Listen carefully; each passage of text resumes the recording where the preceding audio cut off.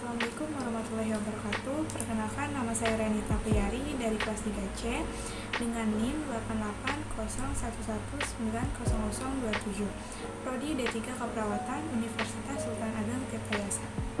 Baik, di sini saya akan menjelaskan sedikit tentang diagnosa keperawatan gawat darurat pada ABCDE, yaitu airway, breathing, circulation, disability, dan exposure.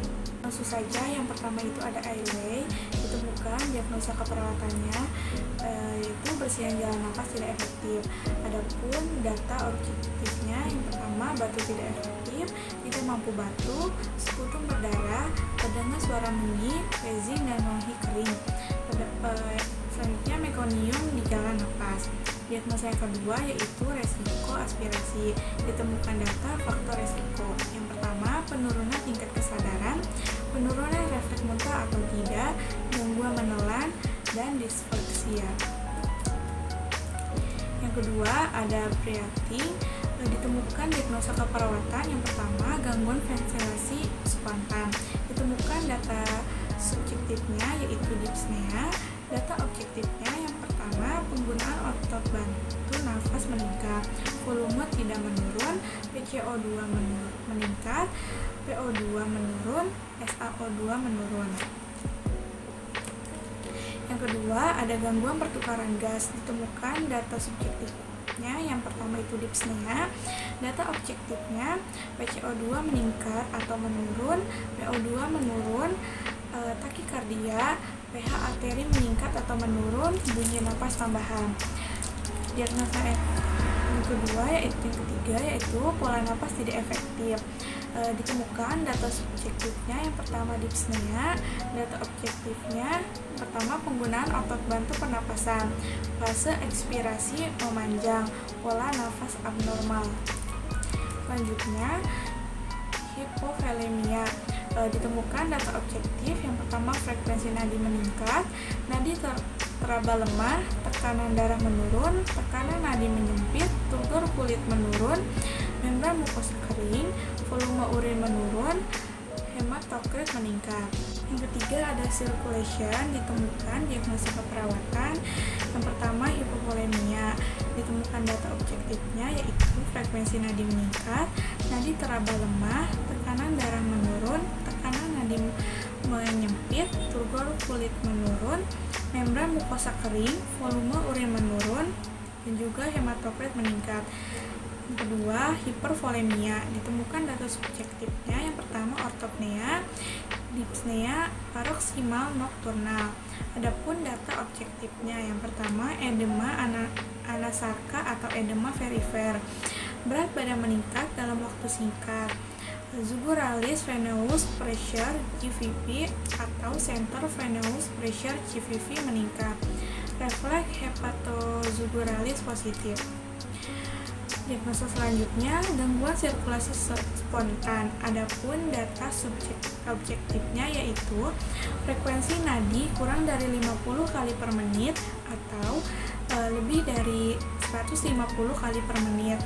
Tekanan darah sistolik kurang dari 60 mmHg atau lebih dari 200 mmHg.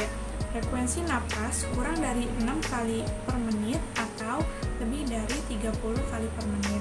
Kesadaran menurun atau tidak sadar. Selanjutnya, penurunan curah jantung. Ditemukan data subjektifnya, yang pertama perubahan irama jantung terdiri dari palpitasi. Yang kedua, perubahan preload terdiri dari lelah.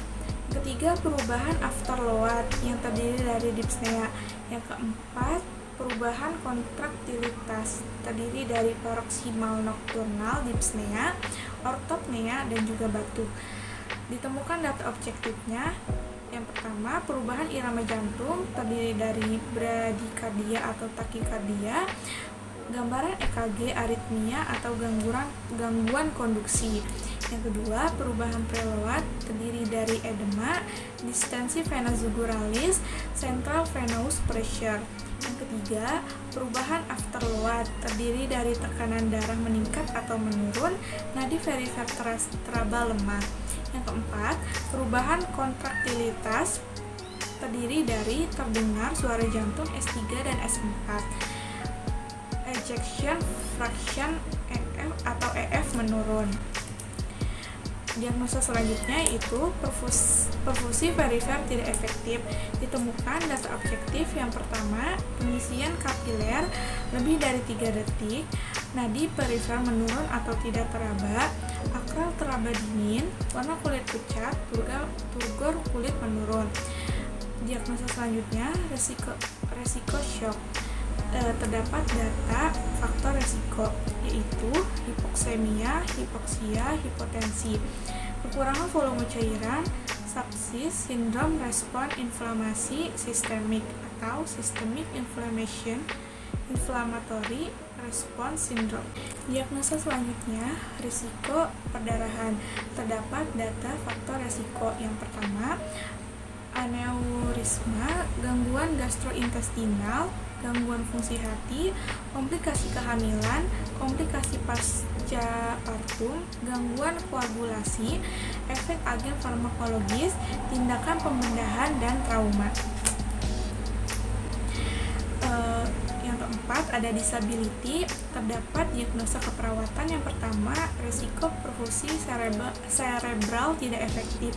Adapun data faktor resikonya yaitu yang pertama, abnormalan massa protrombin dan atau massa tromboplastin parsial. Kedua, penurunan kinerja ventrikel kiri. Ketiga, disektri arteri. Keempat, fibrilasi atrium. Kelima, tumor otak. Keenam, stenosis sklerosis. Ketujuh, myxoma atrium. Diagnosa keperawatan yang kedua ada penurunan kapasitas adaptif intrakranial. Terdapat data subjektifnya yaitu sakit kepala, data objektifnya tekanan darah meningkat dengan tekanan nadi, bradikardia, pola nafas irreguler, tingkat kesadaran menurun, respon pupil melambat atau tidak sama, refleks neurologis terganggu. Selanjutnya ada exposure. Terdapat diagnosa keperawatan yaitu yang pertama nyeri akut. Adapun data subjektifnya yaitu mengeluh nyeri. Data objektifnya tampak meringis, bersikap protektif, gelisah, frekuensi nadi meningkat, dan sulit tidur. Yang kedua, gangguan integrasi kulit atau jaringan. Terdapat objektif. Pertama, kerusakan jaringan dan lapisan kulit. Diagnosa keperawatan yang ketiga ada resiko cedera. Terdapat faktor resiko. Data eksternal. Yang pertama, terpapar patogen. Kedua, terpapar zat kimia. Ketiga, terpapar agen nosokomial. Keempat, ketidakamanan transportasi. Adapun data internalnya, yang pertama ketidaknormalan profil darah. Yang kedua, perubahan orientasi afektif.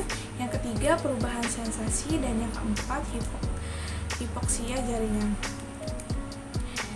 Terima kasih. Mungkin hanya itu yang dapat saya sampaikan. Kurang lebihnya mohon maaf.